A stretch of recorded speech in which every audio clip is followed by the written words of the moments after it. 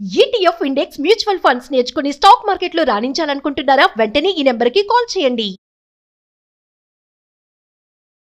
నమస్కారం. కార్తీక పురాణం చివరి భాగాల్లోకి వచ్చేసామండి. ఈ రోజున 29వ అధ్యాయం చెప్పుకుంటున్నాం. ఈ రాజు చూస్తుండగానే అంటే అంబరీషోపాఖ్యానం చెప్పుకుంటున్నాం కదా.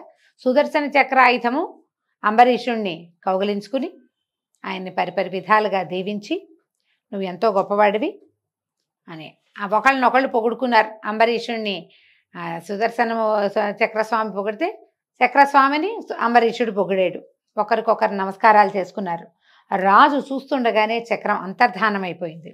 సుదర్శనం చక్రం అంతర్ధానం పొందిన తర్వాత అంబరీషుడు భక్తితో దూర్వాసునికి నమస్కరించి తర్వాత శిరస్సుతో వందనమాచరించి భక్తి చేత పులకాంకితుడై తన శిరమును మునిపాదాల మీద పడేసి ఇట్లా అన్నాడు. ఆయన కాళ్ళు పట్టేసుకున్నాడు, దండం పెట్టాడు, తలంచి పెట్టాడు. ఆయన తనివి తీర్లా కాళ్ళ మీద పడ్డాట. పట్టుకుని ఏమన్నాడు, పాదాలు పట్టుకుని, బ్రాహ్మణోత్తమ, నేను మహాపాపిని, పాప పంకమందు మునిగి ఉండి కష్టించుచున్నాను, కాబట్టి గృహస్థునైన నా ఇంట్లో అన్నమును భుజించి నన్ను ఉద్ధరించు. ఈయన ఎప్పుడు వెళ్ళిపోయాడంటే కార్తీక శుద్ధ ద్వాదశి నాడు వెళ్ళిపోయి మాఘమాసంలో వచ్చాడు. ఈ 3 నెలలు రాజుగారు తిన్నాడో ఉన్నాడో ఏమయ్యాడో, ఆ సభికులంతా ఏం చేశారు. పాదాలు పట్టుకుని మా ఇంట్లో భోజనం చేస్తానని మాటిచ్చావు కదా, ఇప్పుడు నన్ను ఈ పాప పంకలంలోంచి నన్ను రక్షించు, నా దగ్గర మా ఇంట్లో భోజనం చేయమని ప్రార్థించాడు. నీవు నా యందు దయ ఉంచి నా ఇంటికి వచ్చి నన్ను రక్షించావు. 3 లోకములకు భయాన్ని కలిగించే నీకెక్కడ భయం ఉందయ్యా? నీకు భయం లేదు. భయం అనే మిషతోటి నన్ను రక్షించడానికి తిరిగి నా ఇంటికి వచ్చావు. నువ్వు తిరిగి రావటం వల్లే నేను బతికాను. నాకు పరలోకం సిద్ధిస్తుంది. కాబట్టి దర్శన లాభంతో నాకు అభయదానము, దాంతో ప్రాణదానము, దాంతో పరలోక దానం కూడా సంభవించినాయి. ఇది చూడండి, పరమ వినయం అన్నమాట. నిజానికి దూర్వాస మహామునికి ఇంకో దిక్కు లేదు, అంబరీషుడు తప్ప.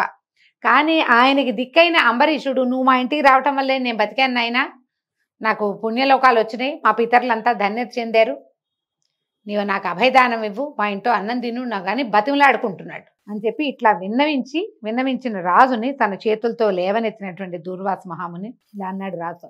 ఆయన కూడా అవునని లేదండి, ఎంత బాగా అన్నాడు. రాజా, ప్రాణములను రక్షించువాడు తండ్రి అని చెప్పబడును. ఇప్పుడు నీ చేత నా ప్రాణములు రక్షింపబడినవు కనుక నీవే నాకు తండ్రివి. నేను ఇప్పుడు నమస్కారం చేస్తే కనుక నువ్వు దుఃఖిస్తావు. తండ్రికి కష్టం కలిగేదే వ్యాపారాన్ని చేయకూడదు, కాబట్టి నేను నీకు నమస్కరించట్లేదు. బ్రాహ్మణుడనైనా నేను నీకు గొప్ప కష్టాన్ని కలిగించాను, దానికి ఫలితాన్ని కూడా నేను అనుభవించాను. చివరికి నువ్వు ఆ దయతోటి ఆ కష్టాన్ని కూడా నువ్వు నివారించావు తండ్రి, నీతో కలిసి భుజిస్తానని చెప్పి దూర్వాసుడు ధర్మబుద్ధి గలవాడై ధర్మవేత్త అయిన అంబరీషునితో సహా భుజించాడు. ఇద్దరు కలిసి కూర్చుని భోజనం చేశారు. సాక్షాత్తు శివరూపుడైన దూర్వాసుడు విష్ణుభక్తుని యొక్క మాహాత్మ్యాన్ని పరీక్షించకోరి వచ్చి ఇట్లు పరీక్షించి సంతోషించి ఆజ్ఞాపితుడై తన సొంత ఆశ్రమానికి వెళ్ళిపోయాడు. కాబట్టి కార్తీక వాసమందు హరిబోధిని ద్వాదశి సమస్త దాన ఫలప్రదము, సమస్త తీర్థ ఫలప్రదము, సమస్త యజ్ఞ ఫలప్రదము అవుతుంది.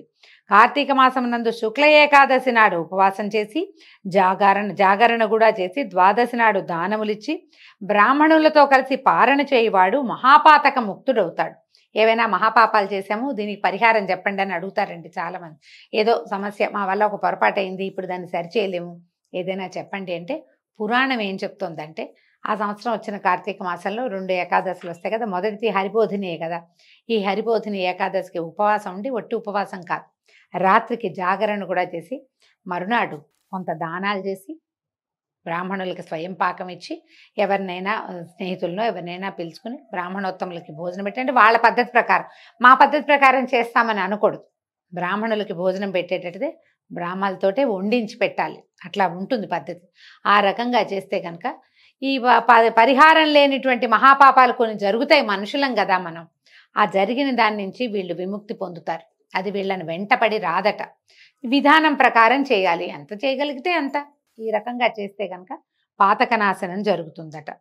తర్వాత ఇంకేం చెప్తున్నారు, మోక్షం కోరిన విష్ణు భక్తులు ద్వాదశి స్వల్పంగా ఉన్నప్పుడు దానిని విడువక ఆలోగానే పారణ చేయవలను. ద్వాదశి స్వల్పంగా అంటే రాత్రంతా ఉన్నదనుకోండి, తెల్లవారులు ముందు రోజు రాత్రి 9 గంటలకో ప్రారంభమైంది, మనకు సూర్యోదయం లెక్క. సూర్యోదయం తర్వాత ఒక పావు గంటే ఉంది, ఒక్కొక్కసారి ఇట్లా జరుగుతుంది, అరగంటే ఉంది, 3/4 గంటే ఉంది, 1 గంటే ఉంది అంటే ఏం చేయాలి? అయ్యో లేదండి, ఏం చేయాలండి, సూర్యోదయానికి తిథి ఉంది కదా, కాబట్టి తిథి చెప్పుకుంటామంటే తిథి చెప్పుకోవటానికి ద్వాదశి చెప్పుకోగలం, కానీ అది లేకపోతే భోజనం చేస్తే పనికిరాదు. తిథి చెప్పుకోవచ్చు, 11 గంటలకు పూజ చేసినా ద్వాదశి అని తిథి చెప్పుకుంటాం. కానీ పారణకి మాత్రం తిథి ఉండాలి. ఉండాలంటే ఆ తెల్లవారి 6:30కి సూర్యోదయం అవుతుంది, 7:15కి ద్వాదశి వెళ్ళిపోతుంది. ఆ 3/4 గంట లోపలే భోజనం చేసేయాలి. కనీసం ఏదైనా తీసుకోవాలి.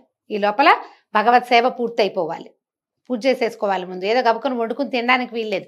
ముందు రోజు ఉపవాసం ఉన్నాం కాబట్టి మర్నాడు తప్పకుండా హరిని సేవించుకుని, అంటే ఏ తెల్లవారుజామున 3:30కో లేచేసి, లేదా జాగారం చేసిన వాళ్ళైతే కనుక ఈ తెల్లవారే తొందరగానే పూజా విధానాన్ని మొదలుపెట్టుకుని, ఏ సాలగ్రామ ఆరాధనో, విష్ణువారాధనో, లేకపోతే శివారాధనో మీ మీ పద్ధతుల్ని బట్టి అది చేసేసి ద్వాదశి తిథి వెళ్ళక ముందు పారణ చేసేసేయాలట. ఆహార స్వీకారం చేయాలి. స్వల్పంగా ఉంటే దాన్ని విడవకుండా ఆలోగానే పారణ చేయాలి. అందులో కార్తీక శుక్ల ద్వాదశి మిక్కిలి పుణ్యప్రదం కనుక దానిని ఎంత మాత్రమూ విడవరాదు. కార్తీక శుక్ల ద్వాదశి యందు చేసిన పుణ్యము స్వల్పమైనను అనంతమైన ఫలప్రదంగా అవుతుంది. ఈ పుణ్యగాథను వినేవారు పాపముక్తులై పుత్రపౌత్ర సమేతులై అనేక భోగములను అనుభవించి అంతమందు పరమపదాన్ని పొందుతారు. అంటే ఇది భాగవతంలో కూడా అంబరీషోపాఖ్యానం చెప్పబడి కనపడుతుంది, కార్తీక పురాణంలోనూ కనపడుతుంది. చిన్న చిన్న తేడాలు ఉంటాయి. భాగవతంలో ఈయన దూర్వాసుడు కృత్య అనే ఒక రాక్షసిని ఇచ్చేసాడు. తన జటని పెరికి నేలకేసి కొడితే అందులో నుంచి కృత్య వచ్చింది, భయంకరంగా నిప్పులురుముతూ వచ్చిందట.